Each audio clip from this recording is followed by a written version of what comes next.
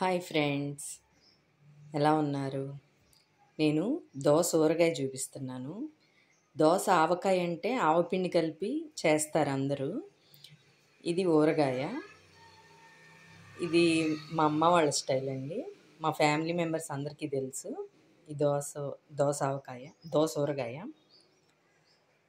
దీనికి కావాల్సిన పదార్థాలు చాలా సింపుల్ అండి, కానీ టేస్ట్ మాకు అందరికీ ఇష్టం. మీకు కూడా నచ్చితే ఒకసారి ట్రై చేసుకోండి ఫ్రెండ్స్, చాలా బాగుంటుంది. దీనికి కావాల్సినవి దోసకాయ సన్న ముక్కలు కట్ చేసుకున్నాను, వెల్లుల్లి మీ ఫ్లేవర్కి తగ్గట్టు ఎన్ని కావాలంటే అన్ని వేసుకోండి.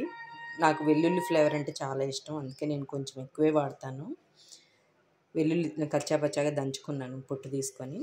ఉప్పు, కారం, పచ్చి నూనె. దీనికి శనగ నూనె అయితే బాగుంటుందండి. ఏ ఊరగాయలకైనా శనగ నూనె అయితే చాలా టేస్టీగా ఉంటుంది. చాలా సింపుల్ ఇది చేయటం కూడా. ఏం లేదు, దంచిన వెల్లుల్లిపాయలు ఈ ముక్కల్లో వేసేసాం. పచ్చి ముక్కలు అన్నీ పచ్చివేనండి. వెల్లుల్లి, ఉప్పు, కారం కూడా సరిపడినంత వేసేస్తున్నాము. ఇది ఒకసారి బాగా కలబెట్టుకున్నాము. ఈ ఉప్పు, కారం, వెల్లుల్లి అన్నీ కలిసినాయి కదా. ఇప్పుడు కొంచెం నూనె వేసుకున్నాం సరిపడినంత.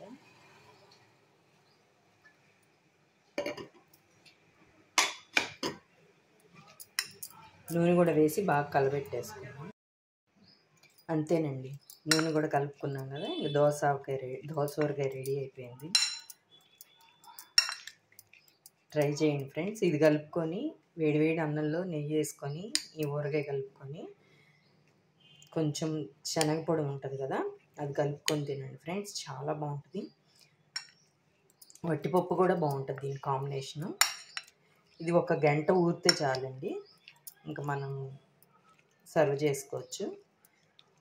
నా వీడియో నచ్చితే లైక్ చేయండి, షేర్ చేయండి, కామెంట్ చేయండి, సబ్స్క్రైబ్ చేసుకోండి ఫ్రెండ్స్.